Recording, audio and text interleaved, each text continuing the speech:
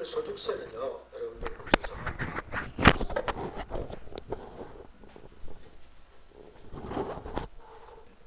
자, 소득세 여러분들 먼저 교재 잠깐 보시게 되면 소득세는 여러분들 크게 여러분들 제가 프로그램에 봤을 때 요걸 갖고 합니다.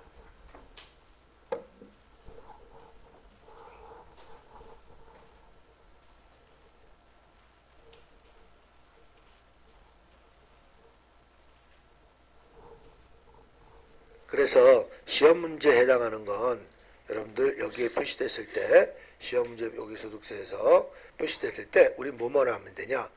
요거만 사원 등록, 그 다음에 급여자료, 원천징수 이행 상황신고서, 그 다음에 연말정산 추가자료 입력, 그 다음에 여러분들 환경 등록이라는 데가 있습니다. 그 다음에 전자신고, 이렇게 해서 시험 문제는 여기에 해당이 됩니다. 이렇게 해서 여러분들 15점을 여러분들이 배급해 받습니다. 이해갔습니까? 이렇게 해서 15점이 됩니다. 자, 그래서 여러분들 보시면 요거에 대해서 여러분들 보시면 이것도 마찬가지야. 우리가 부가세에서 전자신고했을 때 있죠? 요거하고 똑같은 거예요. 요것도 여러분들 거기 프로그램에 맞춰서 원래는 기출문제 다운받아서 하셔야 되는 건데 이렇게 여러분들 범위가 좀 있습니다. 우리가 이제 공부하실 것은 사원 등록, 급여자료 입력, 원천징수에 원천징수를 찍고 여러분들 이렇게 방향이 이런 식으로 훑어진다라는 얘기입니다. 원천징수 이렇게 환경등록, 그 다음에 전자신고까지 이런 식으로 여러분들 해주시고 나중에 연말정산 추가자료 입력이 이게 제일 커요. 여기 10점짜리예요. 이게 8점에서 9점, 10점짜리입니다. 이게 총 여러분들 15점으로 이루어져 있어요. 근데 어떨 땐 나오고 안 나올 때가 있단 말이에요. 근데 AT는요, 안 나오는 게 없어요. 왜? AT는 30점이라. 다 나옵니다. AT는, 그래서 한국세무사는 15점이기 때문에 나올 때가 있고, 어느 때는 뭐 사원 등록이 안 나올 때 있고, 어느 때는 급여자료 안 나올 때가 있습니다. 하지만 연말정산 추가자료 입력은 무조건 8점에서 10점짜리 무조건 나옵니다. 여긴 다 부분 채점이라고 그랬어요. 자, 그래서 이렇게 소득세는 이렇게 여러분들한테 크게 이런 식으로 이루어져 있습니다. 이해갔습니까? 자, 그래 잠깐 여기 보시게 되면 저번에 얘기했죠. 조세, 이 모든 소득세 조세 모든 세금을 조세라고 하는데 여러분들 장 보시면 국세와 지방세로 나눠집니다. 그래서 이 국세도 보통세와 목적세로 나눠지고 지방세도 보통세와 목적세로 나눠집니다. 그래서 목적세라고 하는 것은 목적이 있는 세금이에요. 내가 만약에 국세, 목적세, 농어촌 특별세, 교통, 에너지, 환경세, 교육세 여기에다가 세금을 거두면 거기에다가만 세금을 지불하는 거야. 다른 데 갈 수가 없어요. 그게 목적세입니다. 지방세, 목적세가 여러분들 도시계획세, 그 다음에 지방교육세 이런 것들이 목적세에 해당이 되는 겁니다. 이해가십니까? 그리고 나머지 보통세는요, 내가 법인세, 소득세, 부가세를 내가 세금을 걷어서 모자란 쪽에다가 세금을 배급할 수가 있어. 그건 보통세야. 하지만 목적세는 내가 뭡니까? 농어촌 특별세만 세금을 걷었어. 그럼 농어촌 특별세에만 세금이 나가는 거예요. 그게 목적세입니다. 자, 그래서 우리는 오늘 소득세를 배우기 때문에 국세면서 보통세면서 우리가 부가세는 간접세였잖아요. 그렇죠? 하지만 소득세와 법인세는 직접세입니다. 이해갔습니까? 이렇게 하시면 되겠고 그 다음에 여러분들 보시면 요 목적세도 농어촌 특별세, 교통, 에너지, 환경세 요거 있죠. 교통, 에너지세가 여러분들 옛날에 영화에서 많이 나왔죠. 장화에서 막 10,000원짜리 50,000원짜리 막 떨어지고 뚝뚝 떨어지고 삥땅. 그러니까 신호위반 걸렸을 때 영화에서 면허증 딱 주면서 돈을 같이 주잖아. 그게 다 교통에너지세로 들어가야 되는데 자기 몸으로 들어가잖아. 그 몸을 막 장화를 터니까 엄청 떨어지고 막 그러잖아. 우리 여기 교통위반하고 막 그런 거 있잖아요. 그 다 교통에너지세, 환경세에 들어가는 거야 다. 교통에너지세죠, 교통세죠. 그렇죠? 자, 그래서 이런 것들이 여러분들이 이루어진 거. 도시기획세 같은 경우에 지방세 같은 경우는 저희 지금 인하대학교 쪽에서 거기 지금 도시기획세로 완전히 지금 뭐 뉴딜 정책에 의해서 뭐 많이 하고 있습니다. 엄청 지금 지금 인천이 아마 제일 지금 많이 변하고 있을 겁니다. 하루하루가 변해요. 송도 신도시서부터 시작돼가지고 완전히 지금 GTS까지 다 나왔기 때문에 또 들어왔기 때문에 정신이 없습니다. 우린 꿋꿋하게 지금 기다리고 있어요. 올 때까지. 자, 그래서 여러분들 보시면 요게 여러분들 모든 조세입니다. 그래서 우리가 제가 처음에 얘기했죠. 수도세라고 얘기 안 한다. 수도요금. 전기세라고 얘기 안 한다. 전기요금. 가스세란 말을 안 못한다. 가스요금. 이거는 공공기관에서 쓰는 거예요. 그래서 전기요금. 한국전력 거지 나라 게 아니에요. 그러니까 전기세라고 하면 나라의 세금이 되는 거란 말이에요. 그러니까 전기요금. 그래서 전기요금, 가스요금, 수도요금을 합쳐서 수도광열비라고 하죠. 수도광열비는 나라 게 아닙니다. 공공단체 거죠. 이해갔습니까? 수도사업소 거고 가스는 여러 가지 많잖아. 삼천리 가스도 있고 여러분들 각 지역마다 다 다르지 않습니까? 그래서 그 가스는 공공기관에서만 여러분들이 이루어지게 되는 겁니다. 자, 그래서 이걸 먼저 말씀을 드렸고요. 그 다음에 소득세 개념을 먼저 한번 보겠습니다. 소득세의 특징이 있습니다. 소득세는 자연인, 여러분들 저기 TV에 나오는 자연이 아니고 사람, 인격체가 있는 사람을 얘기하는 거. 법적 인격체가 있는 사람을 자연인이라고 얘기합니다. 그 소득세는 자연의 소득을 과세 대상으로 하는 조세이다. 소득세는 국세로 다음과 같이 특징을 갖고 있다. 경상적이다. 이제 앞으로 경상적이라고 하는 것은 계속적이고 반복적인 소득에 대해서만 과세한다. 하지만 이건 뻥이에요. 왜냐하면 가끔 가다가 계속적이고 반복적이 아니고 내가 여기 1년에 한 번 나오잖아. 이런 거는 소금 계속 거지 말아야 될 거 아니겠습니까? 근데 걷어요. 계속적이고 반복적인 건 아닙니다. 자, 그래서 여러분들 원래 계속적이고 반복적인 것이 경상적이다라는 얘기입니다. 자, 우리 소득세는 아까 얘기했죠. 국세면서 직접세면서 보통세다. 그렇죠? 국세는 부가권자라는 것은 세금을 걷어들이는 게 우리나라 국가인 조세이다라는 얘기입니다. 그 다음에 직접세는 세금의 담세자와 납세자의 일치하는 세금이다. 우리 부가세는 우리가 뭐가 되겠습니까? 최종 소비자가 담세자가 되는 거고요. 사업자가 우리가 뭡니까? 사업자가 뭐예요? 납부하는 사람이 되는 거죠. 그렇죠? 그래서 간접세가 되지만 소득세와 법인세는 이렇게 직접세다. 보통세는 사용 목적이 정해져 있지 않고 국가의 재정에 사용되는 보통세다. 그러니까 목적세가 좀 다르죠? 그렇죠? 모자른 쪽에다가 세금을 부여할 수 있는 겁니다. 지급할 수 있는 겁니다. 신고 납부, 과세표준. 과세표준은 너네에서 매출액이 얼마야? 너네에서 과세표준이 얼마야? 거기 과세표준과 세액을 정부가 결정하는 정부 부가 조세인 상속세와 그런가는 달리 납세 의무자가 과세표준과 세액을 정부에 신고하는 때 세금의 납세 의무가 확정되는 신고, 납부의 조세이다. 그리고 우리 대한민국은 신고하면서 납부를 같이 합니다. 이해하십니까? 신고, 납부 제도입니다. 자, 근데 우리 부가세는 뭐라 그랬죠? 내가 사업장을 3개 갖고 있으면 신고는 각자 하되 납부는 총괄 납부를 신청해야 된다. 만약에 총괄 납부 신청을 안 하게 되면 내 사업장에서 내 사업장으로 갈 때는 판매한거로 보겠다. 유일한 원가에 대한 세금 계산서를 교부하는 게 그거 하나밖에 없다 그랬잖아. 그것은 자가공급에 들어간다고 그랬어요. 자가공급, 간주공급입니다. 그러니까 같은 간주공급인데 만약에 원가에 대한 세금을 교부하면 4번 단에 들어가지 않고 1번 단에 들어가는 거죠. 그렇죠? 왜? 세금 계산서를 교부하니까. 유일한 원가에 대한 세금 계산을 교부하는 게 직매장 반출이라고 보시면 됩니다. 그 직매장 반출도 내 사업장에 총괄 납부 신청을 했다. 그러면 판매한 걸로 보지 않아요. 그래서 직매장 반출인데 내가 사업장 신고를 총괄 납부 신청을 안 했다. 안 하면 너 그래 한번 엿먹어봐라. 그러면 네 사업장에 가는 것도 판매한 걸로 보겠다. 단 시가에 대한 세액을 걷지 않겠다. 왜? 양심상 국가도 양심이 있으니까 원가에 대한 세금을 걷겠다 이겁니다. 그러니 2개 이상의 사업장을 갖고 있으면 총괄 납부를 무조건 신청하라. 안 하면 그만큼 세액을 더 내게끔 만들겠다 이겁니다. 이해갔습니까? 그래서 총괄 신고가 아닙니다. 왜? 신고는 지방세를 내려줘야 되기 때문에 우리가 신고는 각자 다 하는데 납부만 총괄 납부할 수 있다. 여기서 총괄 납부에 대해서는 뭐가 되겠습니까? 본점만 가능한 게 아니고 거긴 총괄 납부는 지점도 가능하다. 단 사업자 단위 과세제도는 사업자번호 하나가 있기 때문에 하나만 가지고 여러 가지 사업장들이 있지 않습니까? 그건 무조건 본점이어야 되겠죠. 왜? 사업장은 지사들은 사업장에 사업자 번호가 없기 때문에 그렇습니다.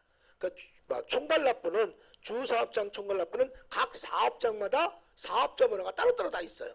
이걸 총괄납부하는 것은 직미당 반출로서 예간회계에서 관할세무서 이걸 안 하게 되면 원가에 대한 세금 교부하지만 직미당 반출이지만 총괄납부 신청을 했다. 관할세무서에 신고했다. 공급으로 보지 않습니다. 거기에 같이 배운 게 하치당 반출, 임시사업장 여기까지 배웠었죠. 하치당 반출은 내 창고에 보관하는 거다. 판매한 것으로 보지 않겠다. 임시사업장도 거기를 봐. 내가 만약에 강남에 내가 사업장이 있어. 근데 대전에 가서 여러분들 내가 임시사업장을 벌어서 했어. 그럼 대전에 대한 세금 내는 게 아니야. 강남 세무서에다가 세금을 내는 겁니다. 임시사업장도. 자, 이렇게 보시는 겁니다. 그 다음에 마지막 소득 원천설에 의한 열거주의 과세 방식과 유형별 포괄주의라고 나왔습니다. 과세 표준을 규정하는 방식은 소득세법상 법령에 열거되는 소득에 대해서만 과세하는 열거주의 과세 방식을 채택하고 있다. 열거주의라는 건 쭉 늘어놓는다는 얘기죠. 그래서 여러분들 나중에 종합소득은 이자소득, 배당소득, 사업소득, 근로소득, 연금소득, 기타소득 이렇게 이루어지게 되어 있습니다. 열거해서. 그런데 다만 이자와 배당소득에 대해서는 경제적 변화에 따른 신종 소득을 법 개정에 없이 탄력적으로 포착하기 위한 법령에 열거되지 아니하는 경우 유사한 소득에 동일하게 과세할 수 있도록 유형별 포괄주의 과세 방식으로 채택하고 있다. 여기 뭐랍니까? 귀에 걸면 귀걸이, 코에 걸면 코걸이 갖다 끼겠다 이겁니다. 까불지 말아라. 세금은 내라 이겁니다. 대한민국 살 바에는 살려고 하면 세금을 다 내라 이겁니다. 이해갔습니까? 소득세의 조건, 소득세의 원천을 구분하여 제한적으로 열거하고 원칙적으로 계속적이고 반복적인 발생하는 것만을 과세정을 한다. 이것도 뻥이라고 그랬죠? 하지만 여러분들 나중에 법이 이렇게 나와 있기 때문에 제가 읽어드리는 겁니다. 이건 제가 원해서 쓰는 게 아니야. 여러분들 아예 조세법전에 있는 걸 그대로 베낀 거예요. 제가. 이해갔습니까? 현행소득법은 기본적으로 소득 원천설의 입장을 취득하고 있다. 그래서 현행소득법은 사업소득의 경우에 그 소득의 범위 원칙으로 그 사업에서 계속적이고 반복적인 것으로 발생한 것을 국한하고 있다. 이렇게 나왔습니다. 제가 여러분들 여기 보시게 되면 소득 원천설이라고 나온 것이 있잖아요. 요거 한번 읽어볼까요? 제가 보시면 소득 원천설이라 이렇게 나와 있죠. 계속적이고 반복적인 소득에서 원천이 존재하는 경우에만 과세할 수 있다. 즉 우리 우발적 일시적인 이익은 소득으로 보지 않고 지속적 또는 반복 가능한 경제적 이익을 소득으로 보아 과세한다. 말은 이렇게 했지만 일시적인 것도 다 세금 뗍니다. 만약에 이런 거 있잖아. 여러분들 보시면 복권 당첨받았어. 일시적 소득이잖아요. 세금 띄고 받잖아. 3억까지는 22%, 지방세까지 합쳐서 3억하고 10억만 붙으면 33%입니다. 그러니까 10억짜리 내가 로또 복권 받았다. 그러면 소득세는 30%, 지방세는 0.3%잖아요. 그래서 33%라고 얘기합니다. 그럼 6억 7천 받는 거야. 그 3억 3천의 세금을 내고 띄고 받는 거야. 얼마나 아까워요. 하지만 난 그거라도 받았으면 좋겠다. 이런 얘기입니다. 복권 당첨 5만 원짜리 이상을 받아본 적이 없어. 5만 원은 세금이 있어 없어? 없어요. 5만 넘어가서 세금을 떼는 거죠. 이해갔습니까? 자, 그래서 여러분들 소득 원천설이 이렇게 이루어져 있다. 잠깐 이거 보여드리고요. 자, 그 다음에 여러분들 보시게 되면 현행소득법에서는 소득세법에서는 투자자산 처분이, 유가증권 처분이, 자산 수중이, 채무면제 이익 등과 같은 것은 비경상적인 소득으로 포함하지 않는다. 요거는 다 숨겨졌어. 왜냐면 여러분들 투자자산 처분이 이건 뭐냐? 단기매매증권, 유가증권을 처분했어요. 주식을 샀어. 근데 내가 이익을 봤어. 나라에 세금을 떼잖아. 그러면 내가 주식을 내가 투자했는데 손해봤어. 그러면 나라에서 보상을 해줘야 돼. 그걸 어떻게 감당할 거야? 그러니 투자자산 처분이 또 여기에 대해서는 인정 안 주지 않겠다는 얘기죠. 왜? 주식을 발행했을 때, 주식을 내가 타에서 주식을 샀을 때 이익 보면 세금을 내잖아. 만약 세금을 거두면 여러분들은 땡큐지. 왜? 주식이 잘못되면 내가 손해받으면 보상받아야 되니까. 그래서 나라에서 세금을 못 떼는 거야. 또한 유가증권 처분이익도 마찬가지, 투자자산 처분이 이런 것들을 얘기하는 겁니다. 이해갔습니까? 투자 목적으로 갖고 샀는데 여기에서 뭐 떨어졌다고 해서 국가에서 보장해 줄 수는 없잖아요. 그래서 여기에 유가증권의 처분이익 같은 건 어떻게 된 거야? 내가 배당금 받을 때 어떻게 돼요? 증권 거래소에다가 세금을 내는 거지 나라에다가 세금을 내는 거 아니에요. 수수료를 내는 거지. 이해갔습니까? 주식 하시는 분들은 아실 겁니다. 그 자산 수증이익은 뭐라고 그랬죠? 내가 가만히 있는데 내가 아갈령에 잘생겼다고 어떤 노인이 5년 전에 5억짜리 건물을 갖고 있는데 지금 나한테 준 거야. 근데 줬을 때 어떻게 8억이었었어. 그럼 나는 받을 때 뭘로 받는다? 8억으로 받는 거야. 그게 자산 수증이익이야. 대가성이 없어야 되고 내가 이거 뭐 줄 테니까 나 뭐 줘 이게 아니고 순수하게 아갈령이 잘생겼다고 해서 준 거란 말이야. 받은 거란 말이야. 그 주는 사람은 5억으로 기부하지만 받는 사람은 8억으로 분개한다. 그게 자산 수증이익의 특징입니다. 채무 면제이익은 아갈령이가 우리은행에 말하자면 신용불량자야. 그 1,000만 원을 내가 외상을 받은 게 있어. 근데 그 은행에서 300만 원 이자 빼줄게. 이자 빼올 테니 300만 원 빼줄게. 700만 원 갚아. 그 300만 원을 채무 면제 이익이라고 얘기하는 겁니다. 이런 것들은 나라에서 세금을 걷지 않습니다. 이해갔습니까? 자, 그 다음에 예외적으로 기타소득, 퇴직소득, 양도소득 같은 불규칙적인 일시적인 소득과 소득세법에 과세소득은 열거되어 있다 이렇게 나왔죠. 그래서 우리가 퇴직소득 있죠. 요 퇴직소득과 양도소득은요. 요거는 아예 종합소득에서 분류돼서 합니다. 뒷장에 나올 거예요. 그래서 분류과세라고 합니다. 분리가 아니고 분류과세입니다. 우리가 종합소득세는요. 크게 세 가지로 구분이 돼 있어요. 그 세 가지로 어떻게 돼 있냐? 종합소득, 그 다음에 퇴직소득, 양도소득 이렇게 소득세는 세 가지의 계산 구조로 돼 있습니다. 이해갔습니까? 자, 그래서 뒷장에 보시게 되면 과세 방법에 대해서만 나옵니다. 종합과세소득의 종류에 관계없이 모든 소득을 하나의 계산 구조로 종합하여 조세를 계산하는 방법을 원칙으로 하며 다음과 같이 예외를 인정하고 있는데 이러한 과세 방식을 불완전한 종합과세 방식이라고 한다. 종합과세라는 것은 대한민국의 모든 이들은요. 어떤 이들이건 작년에 3개월을 근무하든 1개월을 근무하든 1년을 꽉 차게 근무하든 무조건 1월 1일부터 12월 30일이다. 부가세는 내가 사업을 시작하는 날에서부터 12월 말일까지 종료이 되지만 소득세는 내가 작년에 5월달에 근무하고 8월달에 근무하고 9월달만 근무했어. 3개월만 근무했더라도 무조건 1월부터 12월까지 모든 종합과세 기간은 대한민국의 모든 납세 의무자들은 다 똑같습니다. 이해갔습니까? 1월 1일부터 12월 말일까지 발생한 납세 의무자의 이자, 배당, 사업, 사업소득에는 살림소득과 부동산 임대소득이 다 포함되어 있습니다. 옛날에 배웠을 때는요 8가지였었어요. 근데 이제 종합소득이 6가지로 줄었습니다. 부동산 임대소득과 살림소득은 우리 사업소득으로 포함되어 있습니다. 그래서 근로소득, 연금소득, 기타소득 이것이 종합과세에 6가지로 나눠져 있는 게 요겁니다. 그래서 이자, 배당, 사업, 근로, 연금, 기타 그래서 2배사 근영기 이렇게 얘기합니다. 이해갔습니까? 뭐라고요? 2배사 근영기. 그런데 여기를 앞으로 여러분들 여기 보시게 되면 이자소득과 배당소득은요 합쳐서 금융소득이라고 얘기할 겁니다.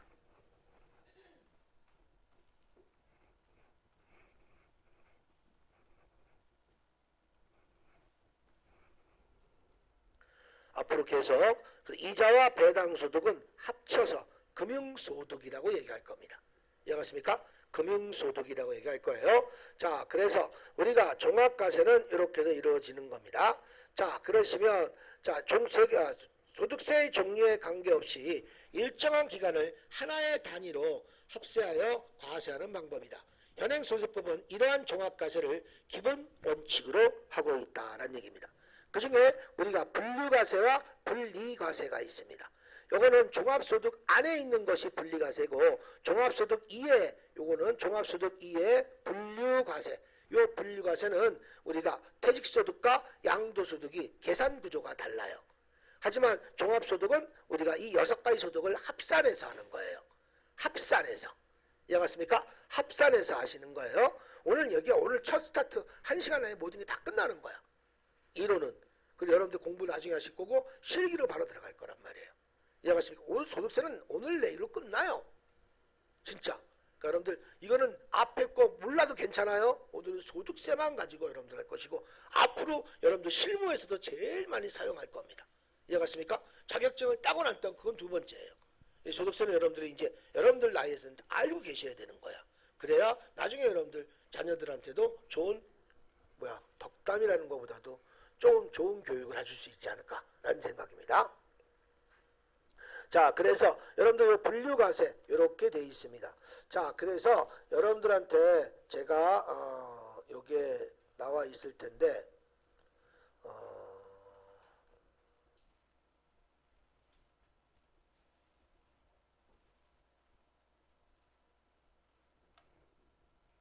제가 여러분들 채팅방 있죠? 제 카페에 여러분들 안성 볼리텍 최진영 씨 거 여기 들어가셔서 제가 여러분들한테 한번 보여드리겠습니다. 자, 그래서 미리 내가 캡처해 놓은 것들이 있어서 여러분들 어떤 거냐, 종합소득 기억님 종합소득, 이게 종합소득 계산구조입니다. 제가 채팅방에 올려드렸습니다. 알겠습니까? 이게 종합소득, 요게 여러분들 이게 계산 흐름입니다. 또한 잠깐 여기 내려놓고 하나 더, 여러분들 소득세 계산구조, 소득세 계산구조 세 가지 요겁니다. 그래서 요것이 여러분들 소득세 계산구조로 이루어져 있습니다.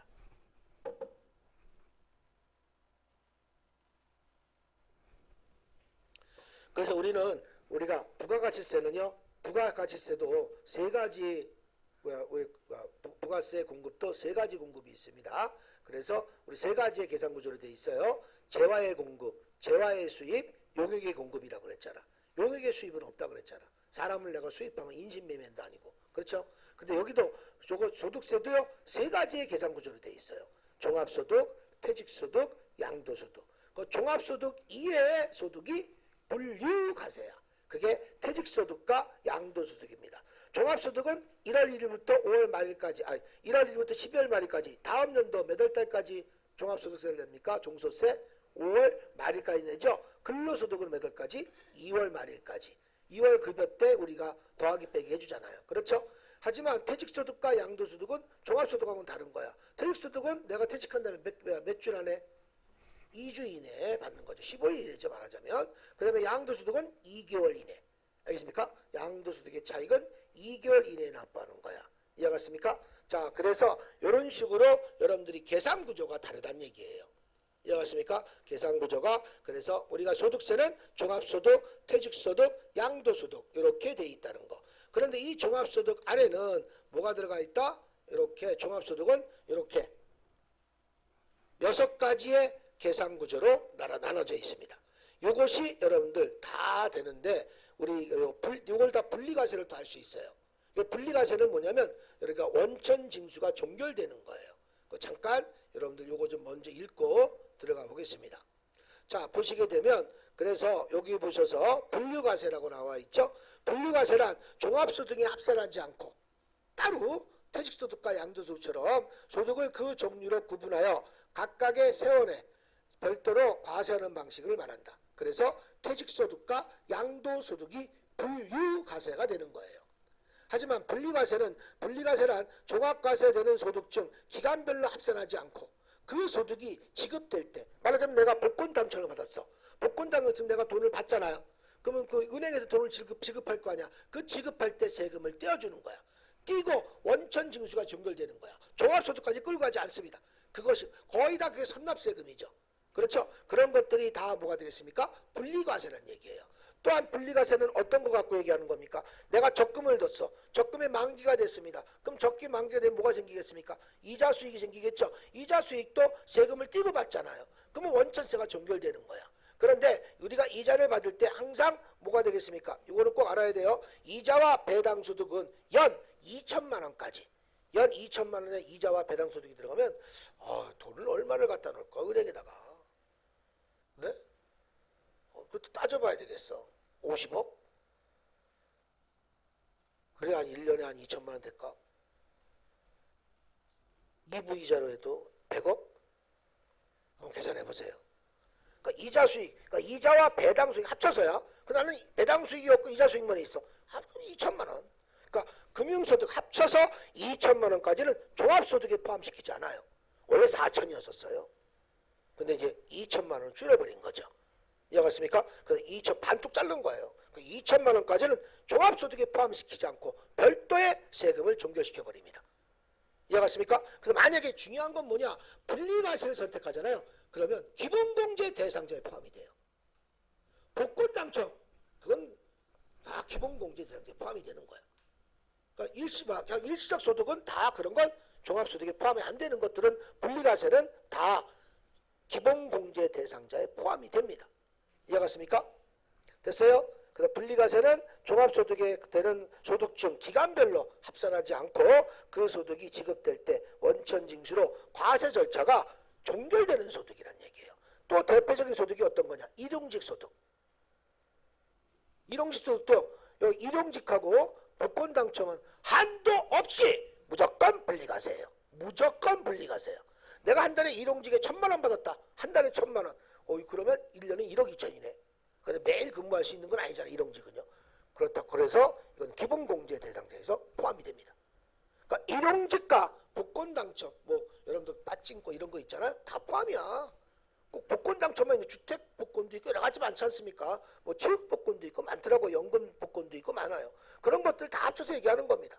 이해가십니까? 그래서 그런 것들을 다 해서 여러분들 어떤 그거는 그런 내가 복권 당첨이나 일용직 소득은 한도 없이 무조건 분리과세예요. 하지만 금융소득은 얼마까지? 연 2천만. 이걸 외워야 돼요. 뒤에 여기 나와 있어요. 안 써도 돼. 여기 지금 나와 있어. 이게 제일 중요한 거야. 정말 중요한 거. 이거 모르시면 거의 안 돼요. 단 요거는 세법이 바뀌었습니다. 요거는 연간 1,200이 아니고 1,500만 원입니다. 요건 좀 수정해 주세요.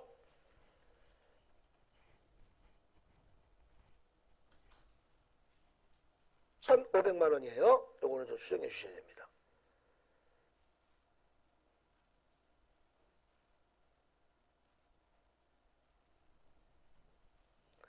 그러니까 여러분들 그 연금소득 있죠? 연금소득. 연금소득 요것이 연 1,200이 아니고 1,500입니다. 이해갔습니까? 자, 그럼 제가 얘기한 거 있죠? 요거 무조건 분리과세. 일용직 근로 복권 당첨 그 다음에 연간 2천만 원 이하의 이자 배당소득 있죠? 요거는 여기 갖고 요거는요 아예 적으세요. 한도 없이 무조건 분리과세. 요 두 가지는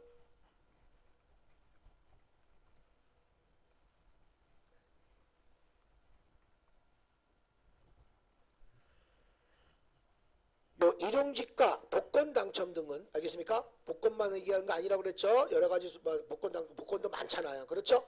그런 거 다 합쳐서 한도 없이 무조건 분리과세야. 무조건 분리과세는 기본공제 대상자에 포함이 됩니다. 이해갔습니까? 뭐가 된다? 기본공제 대상자에 포함이 됩니다. 자, 요거는 것이고 선택적 분리과세는 좀 이따가 또 말씀을 드리겠습니다.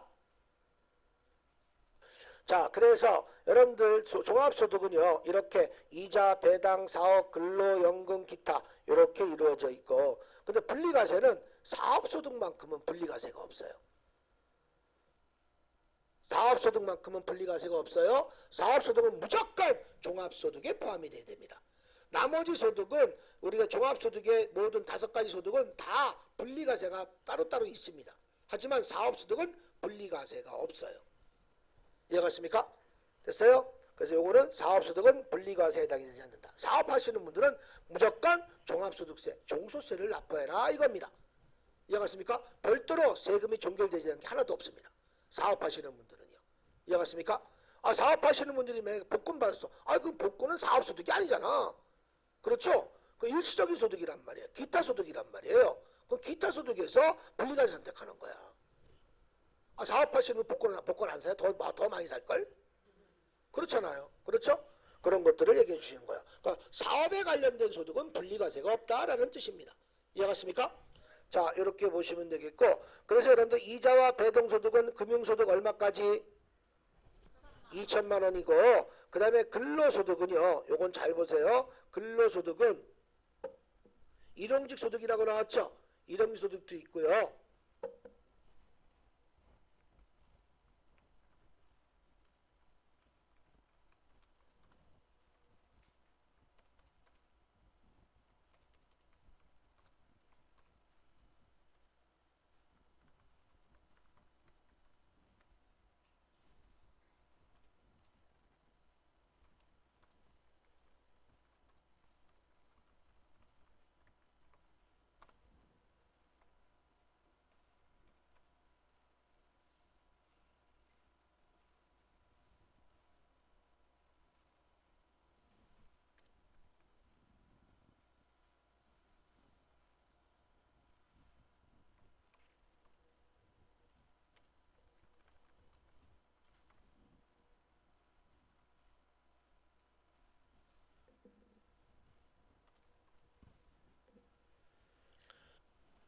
근로소득은 총급여. 근로소득이 연이야, 연.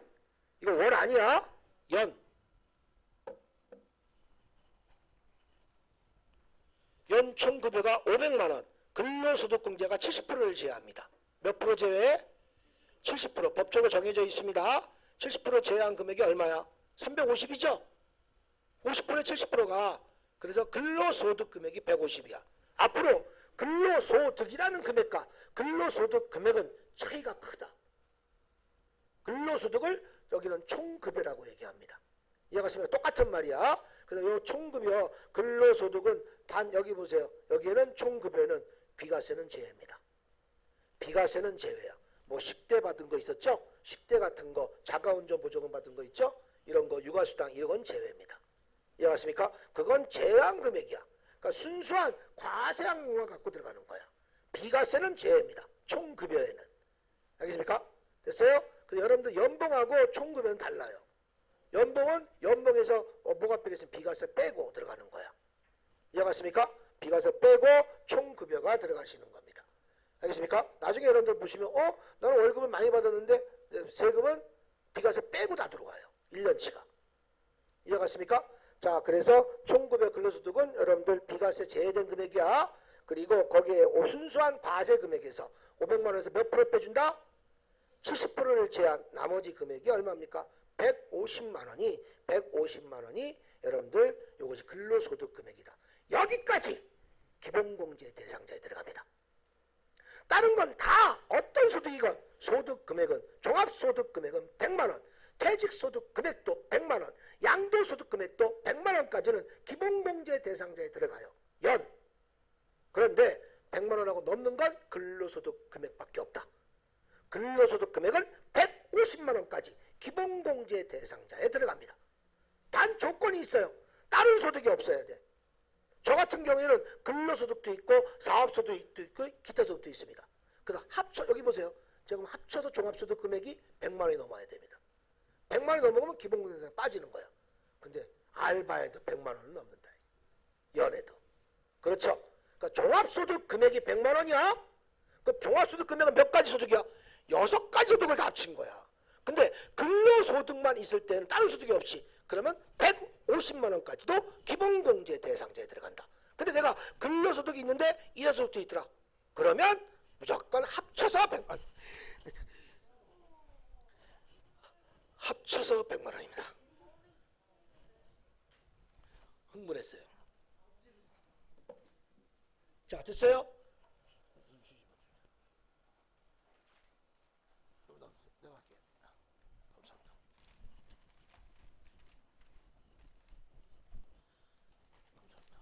감사합니다.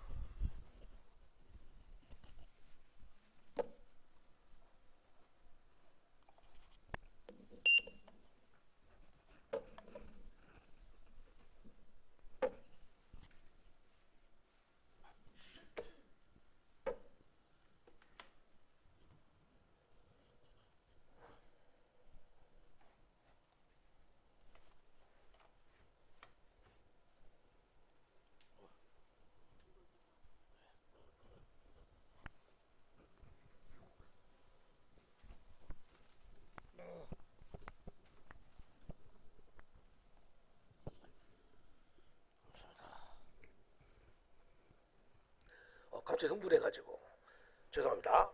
자, 그래서 보시게 되면 요거는 여러분들 이렇게 근로소득은 꼭 제일 많이 나와요. 알겠습니까? 근로소득은 우리가 100만 원이 아니다라는 얘기입니다. 다른 소득이 있으면 다 합쳐서 100만 원이야.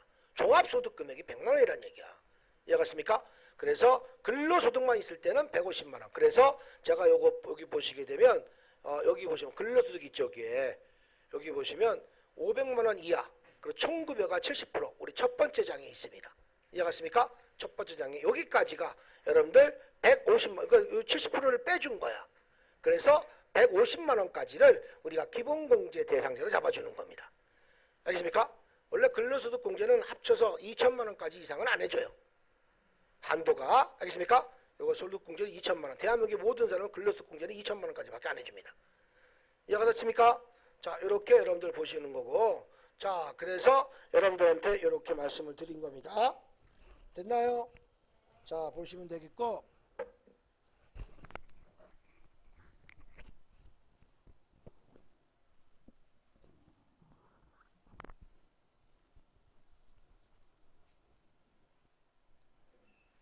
자, 그러면 여러분들 보셔서, 아, 그래서 종합소득 금액도 100만 원, 퇴직소득 금액도 100만 원. 소득이 아니야. 소득 금액이에요. 종합소득은 여러분들 제가 알기로는 7천만 원 조금 더 나야지 3천만 원 되고. 그 종합소득 금액은 계산하기가 각자가 다 다르기 때문에.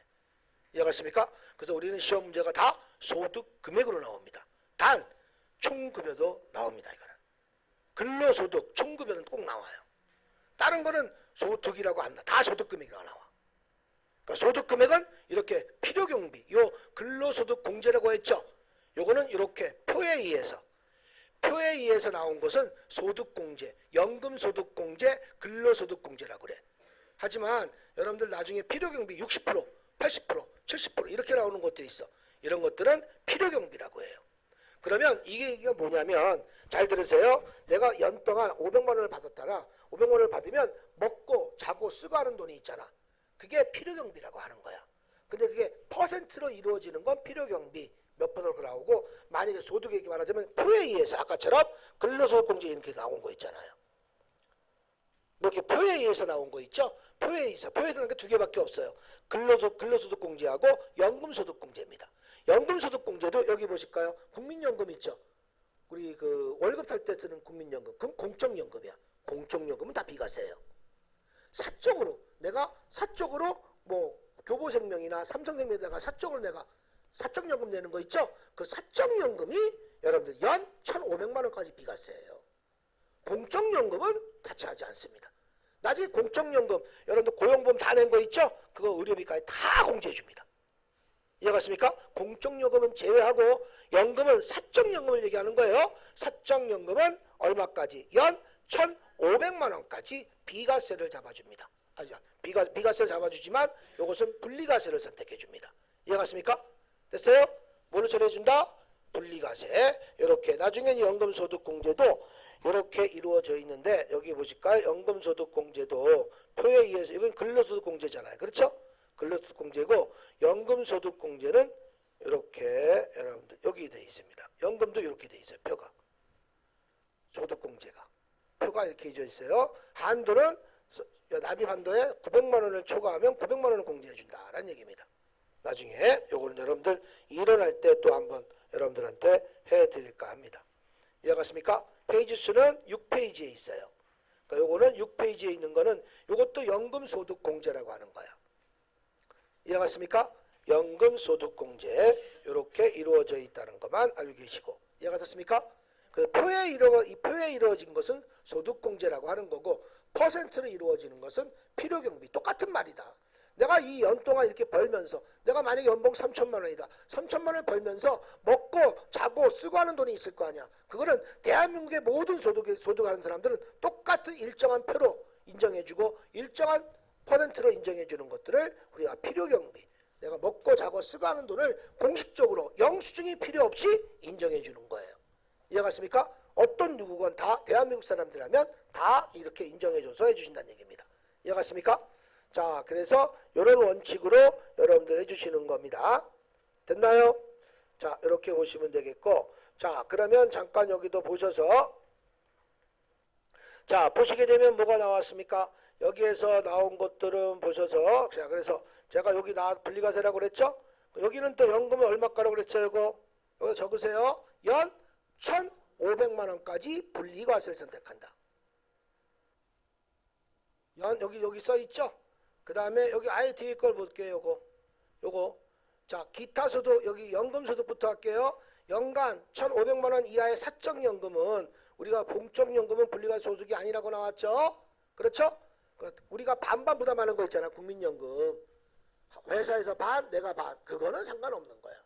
이해갔습니까? 사적으로 내가 내는 거. 그 연금소득은 얼마까지? 1,500만 원까지 분리과세고. 그 다음에 기타 소득은요. 기타 소득은 얼마까지? 300만 원까지 분리과세합니다. 그러니까 여기서 기타 소득이 아니에요. 기타 소득 금액입니다. 이해갔습니까? 기타 소득 금액이 300만 원이야. 이거 착각하면 어려워요. 그럼 여러분들 여기 볼게요. 기타 소득이 750이라고 봅시다. 필요경비가 60%라고 봅시다. 그러면 750 곱하기 60% 계산해봐.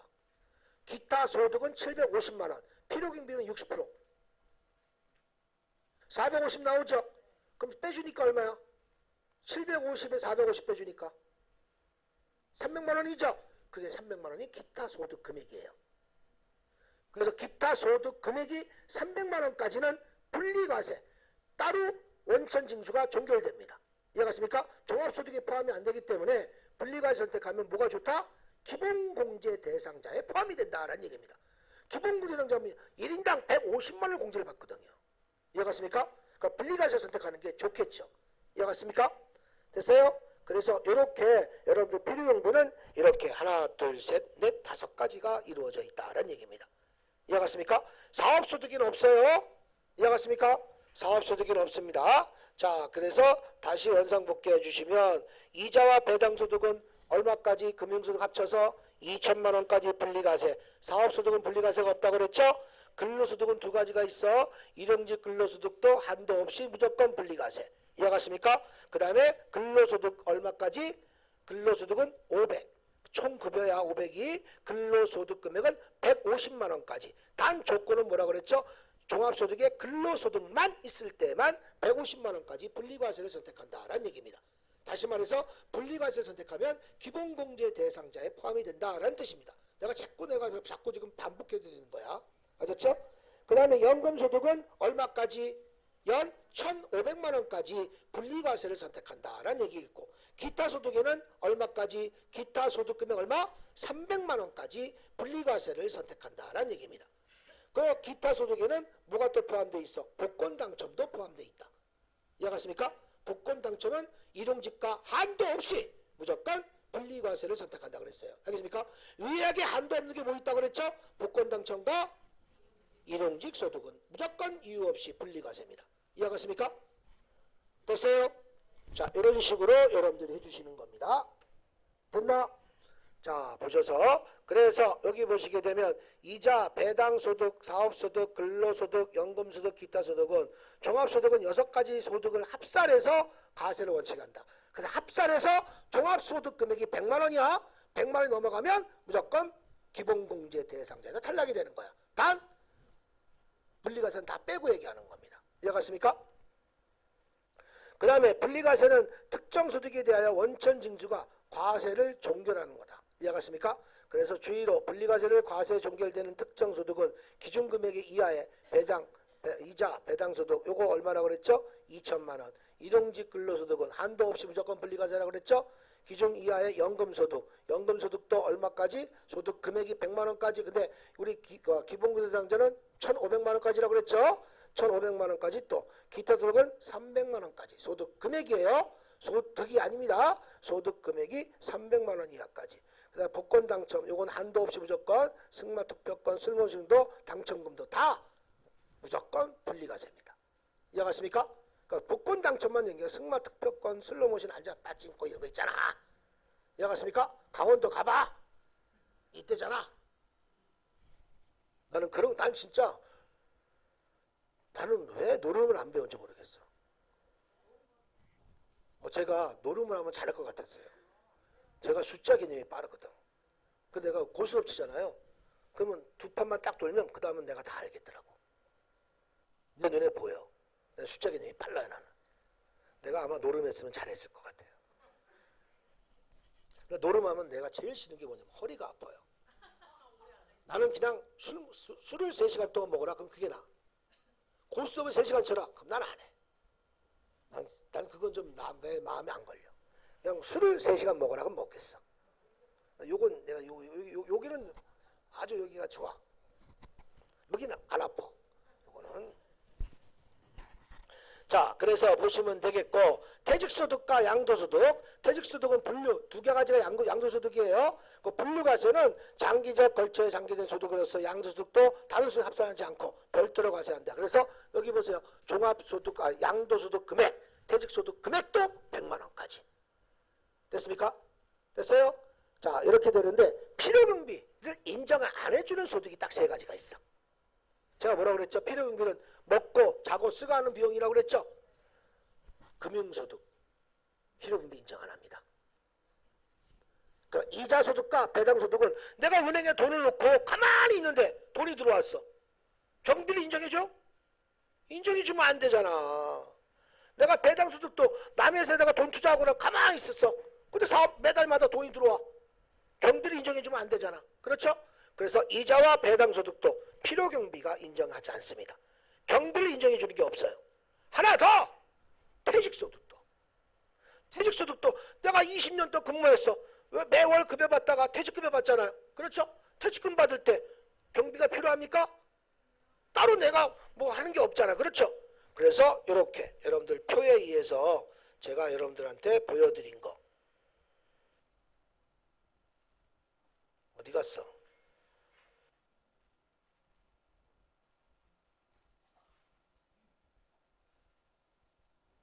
그래서 여기 필요경비가 이자와 배당소득은 없죠? 그렇죠? 또한 여러분들 여기 보시면 퇴직소득에도 필요경비가 없죠? 여기? 없죠? 필요경비가 없어. 그래서 여기 볼게요. 퇴직소득과 퇴직소득 금액은 똑같다. 경비가 없으니까. 그러면 앞으로 이자소득과 이자소득 금액이나 배당소득과 배당소득 금액은 똑같다. 금액이. 왜? 경비가 없으니까. 공제해 줄 게 없잖아. 다시 말해서 금융소득과 금융소득 금액은 똑같다. 금액이. 다른 건 다르다. 사업소득과 사업소득 금액이 다르다. 사업소득은 필요경비가 3.3% 공제해줍니다. 몇 프로? 3.3%. 지방세까지 합쳐서. 그 다음에 근로소득은 아까 말씀드렸었고 연금소득도 말씀드렸었고 기타 소득은 60%. 몇 프로? 60%. 우리가 기타 소득을 우리가 여기 한번 계산해볼까? 여러분들이 내가 기타 소득을 300만 원 받아보자. 그럼 60% 빼줘봐. 얼마야? 300만 원 60%뺀 금액이 얼마예요? 120만 원이죠. 주모 그 120만 원에다가 20% 계산한 거. 20% 계산해 보세요.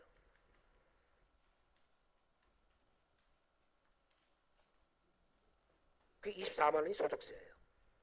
소득세에다 곱하기 또 10% 하면 24,000원이죠? 그 여기 보세요. 내가 소득세 지방소득세를 나 기타 소득으로 300만 원 들어오면 26만 4천원이 공제되고 들어오는 거야. 이해갔습니까? 됐어요? 얼마? 26만 4천원이죠? 원칙 들어간 거야? 그리고 실무에서는 8.8%라고 해요. 다시 바로 다이렉트 들어갈게요. 300만 원 곱하기 8.8%. 바로 26만 4천원이 나올 겁니다. 그게 약식이야. 그게 8.8%야. 그래서 그 공식이 아까 필요경비 60%에 나온 금액에 20% 계산해 준 게 24만 원이 나온 거야. 지방세가 2만 4천 원, 그 26만 4천 원. 그걸 8.8%. 그리고 사업소득은 3.3%. 내가 300만 원이면 어떻게 돼요? 3.3% 되면 209만 1천 원을 내가 받는 거죠? 9만 9천 원 떨어지니까. 공제되는 게 사업소득은요. 그럼 여러분들 어떤 걸로 공제받는 게 좋겠어? 사업소득이 낫겠어요? 기타소득이 낫겠어? 예, 저는 사업소득이 더 적게 많이 받죠. 저는 이왕이면 기타소득을 원합니다. 왜냐면 기타소득 필요경비 60%를 인정받잖아. 그러면 영수증이 필요 없잖아. 그리고 해놓고 나는 종합소득 가세하니까 환급을 받을 수가 있습니다. 그러니까 많이 그 받을 때는 적지만 나중에 종합과세, 종소세 납부할 때는 저한테는 유리합니다. 왜? 60%라는 경비를 따로 내가 영수증을 필요 없이 나라에서 인정해주는 60%를 공제하는 거니까. 필요경비가 60%, 70%, 80%, 90% 있습니다. 우리는 거의 다 60%입니다. 이해갔습니까? 됐어요? 특이한 것들만 좀 다른 거죠. 자, 이렇게 보시면 되겠고, 자, 그래서 요 필요경비가 없다는 거, 요거 필요경비 없는 거 알고 계십시오? 사업소득은 분리과세가 없는 거고. 이해가셨습니까? 이렇게 봐주시면 될 것 같아요. 자, 그 다음에 여러분들 보시면 요거 이제 여러분들 꼭 외우셔야 되는 거고, 과세단위란 소득세를 계산하기 위한 인적 단위를 말하는데 그게 개인 단위와 소비 단위 기준으로 있으나 우리나라는요 개인 단위 과세 원칙으로 채택하고 있다. 그러니까 옛날에는 부부 합산해서 했단 말이에요. 옛날 고시절 적에는. 근데 이제 맞벌이가 심해지면서 우리가 개별로 부부를 합산하지 않고 개별로 우리가 개인 단위 과세 원칙으로 우리나라는 소득세를 진행하고 있습니다. 개인을 단위로 하여 소득세를 과세함으로 부부나 가족의 소득세를 합산하여 과세하지 않는다. 다만 예외적으로 동거하는 가족과 함께 공동사업을 하는 경우 있죠. 손익분배를 비율이 허위로 정하는 사유가 있는 경우에는 가족의 소득을 합산하여 과세한다. 그 여러분들 이런 거 있잖아. 대를 이어서 이렇게 하는 사람들 있잖아. 거의 다 합산해서 합니다. 이해갔습니까? 따로따로 하질 않아. 그러니까 가족끼리 뭐 식당을 같이 하거나 사업을 같이 하는 거 있잖아요. 그렇죠? 합산해서 과세하는 게 원칙이라고 보시면 됩니다. 이해가셨습니까? 자, 그리고 신고 납세주의. 우리나라 소득세는요, 신고 납세 제도를 채택하고 있다. 따라서 납세 의무자가 과세기간 다음 연도 5월 1일부터 5월 말까지 과세표준 확정 신고를 함으로써 소득세 의무가 확정이 된다는 얘기입니다. 이해갔습니까? 그 다음에 인적공제와 누진과산세입니다. 소득세는 개인소득에 대하여 부과하기 때문에 부양가족에 따른 개인별 부담 능력이 다르다. 그 소득세 이를 고려하여 소득에 대한 인적공제를 채택하고 있다. 이와 더불어서 소득세 재분배 기능을 하기 위하여 누진세율을 채택하고 있다. 요겁니다.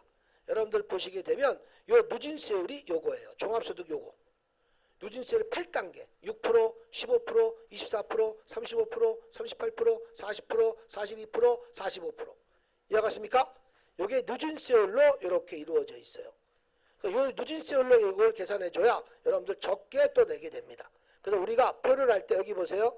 연말정산하잖아. 그럼 근로소득공제 여기 하고요. 그 다음에 종합소득하고 산출세 이 세 가지를 거쳐서 납부할세액이 나오는 거야. 이게 과정입니다. 이해갔습니까? 세 가지의 과정이 이루어져서 납부할세액이 나오는 거야. 그럼 내가 여태까지 세금을 내가 300만 원 냈다. 그 납부할세액이 내가 250이다. 그럼 50만 원 환급받는 거야. 이해갔습니까? 내가 납부한 게 200만 원이야. 근데 내가 세금을 계산했더니 90만 원밖에 안 나왔어. 그럼 110만 원 환급받는 거야. 이해갔습니까? 환급받는 거야. 근데 내가 낸 세금보다 내가 세금을 더 내야 돼. 그러면 200만 원 내가 세액공제 받아. 월급 딸 때 소유세 지방세 다 떼었잖아. 그 낸 세금이 1년치가 200이라고 보자. 근데 내가 세금을 계산했더니 230이야. 그럼 30만 원 더 내야 되는 거야. 이해갔습니까? 내가 낸 세금만큼 내가 더 오바됐다. 그럼 세금을 더 내야 되고 낸 세금에 내가 적게 냈다. 내가 계산했더니 적어졌다. 그럼 나머지 환급받는 거야. 낸 세금에서. 이해갔습니까? 낸 세금에서 환급받는 거야. 그 이상 환급받지 못합니다. 자, 그래서 여러분들 보셔서 이렇게 여러분들 이루어진 거고, 자, 그래서 인적공제라고 하는 것은 이런 걸 얘기해 주는 겁니다. 여기 보시면 이렇게 돼서 종합소득공제가 됐잖아. 요 금액이 나오면 요 금액이 어떻게 나온 거야? 이렇게 나온 거야. 이렇게 종합소득 금액에서 이렇게 나온 겁니다. 요거 여기 나왔잖아요. 그렇죠? 예? 요게 종합소득 금액이 나온 거. 여기까지 끝난 거. 여기 밑에 거 하는 거 아니야? 요게 끝나고 나서 뭐가 들어가는 거야? 여기에 인적공제가 들어가는 거야. 인적공제 들어가고 연금, 보험료 같은 거 있죠? 국민연금 이런 거 있죠? 의료비, 뭐 고용보험 이런 거 낸 거 다 공제받고 특별공제가 또 있어. 이해갔습니까? 특별공제가 또 있습니다. 이런 것들을 다 빼준 금액이 종합소득 과세표준이야. 이 종합소득 과세표준이 나오면 여기서부터 누진세율로 계산하는 거야. 누진세율로 계산해서 다시 산출세액으로 넘어가는 거야. 이해갔습니까? 그래서 납부할세액이 나옵니다. 나중에 이건 제가 직접 같이 해드립니다. 이해갔습니까? 계산기 없이는 안 돼요. 자, 그래서 보시면 되겠고, 원천징수제도. 원천징수란 소득을 지급하는 자가 소득을 지급받을 자의 조세를 징수하여, 이런 거 있죠. 내가 회사에서 월급 줄 때 어떻게 돼? 세금을 띄고 주잖아. 그 사업자가 소득을 지급하는 자가, 사업자가 소득을 지급받는 자의 조세를 내가 징수하여 정부에 납부하는 거야. 회사가 납부하는 제도를 말한다. 그게 원천징수야. 즉 소득을 지급하는 자가 그 소득에 대한 원천징수세액을 차감한 잔액만을 지급하고 그 원천징수는 정부에 납부하는 거야. 그래야 여러분들은 일만 하는 거잖아. 일만 하시고 모든 것은 세금은 경리가 알아서 회사 사업자 대표자 대신 경리가 알아서 납부하는 거지 않습니까? 매달 언제? 3월달 월급을 다음 달 며칠까지? 10일까지 원천징수를 납부하는 거야. 그게 원천징수 이행상황신고서는 이것이 작성이 되는 거예요. 매달 10일날 발생하는 거야. 여기 원천징수 이행 상환신고서야. 그래서 급여자는 밑에 있는 거야. 급여가 발생돼야지만 원천징수 이행 상환신고서가 매달 10일에 발생하는 거니까. 이해갔습니까? 당연히 원천징수 이행 상환신고서는 이건 100% 선납세금, 아니 예수금이죠. 그렇죠? 예수금이 되는 거예요. 이해갔습니까? 왜? 회사에서 지급할 때 월급 줄 때 떼는 세금은 다 예수금이라고 그랬잖아요. 개인이 부담하는 것도 있지만 나라에서 회사에서 또 지급해 주는 게 있잖아. 그것까지 다 합쳐서 비과세를 해줍니다. 이해갔습니까? 자, 이것이 원천징수제도다. 자, 그러시면 여기 좀 듣고 마저 끝낼게요. 여기까지. 자, 원천징수 유형에서는 예납적 원천징수와 완납적 원천징수가 있어요. 예납적 원천징수는요, 한번 읽어보겠습니다. 원천징수 의무자가 소득을 지급할 때 세법의 규정에 의하여 원천징수하고 납부함으로써 납세 의무가 종결되는 것이 아니라 당해 소득을 종합소득에 합산하여 신고하거나 확정 정산 절차를 연말정산을 거치는 원천징수를 말한다. 그래서 12월 말에까지 다 끌고 간다는 얘기겠죠. 그래서 이 경우는 종합소득을 신고하는 자는 종합종소세, 종합소득세로 납부할 세금으로 원천징수된 세금을 미리 납부한 세금을 기납부세액 공제를 받는다. 그래서 여러분들 기납부세액이 어떤 거냐면 이런 겁니다. 여기 보시면 내가 만약에 종합소득인데 이자소득이 있었어. 요 기납부세액이 있죠. 내가 이자소득이 4천만 원이야. 2천만 원이면 분리가세인데 비가 많이 오네. 그래서 4천, 나요? 4천만, 이자소득이 만약에 4천만 원 있었어. 근데 2천만 원 내가 분리가세 못하잖아. 그러면 2천만 원까지 분리가세잖아. 요 2천만 원, 요 4천만 원 나는 사람들은 종합소득 하지 않습니까? 그럼 여기에 대해서 기납부세액에서 분리가세만큼 세금을 떼어주는 거야. 그래야 공평하죠. 무슨지 알겠습니까? 그런 것들이 다 기납부세액이라고 하는 겁니다.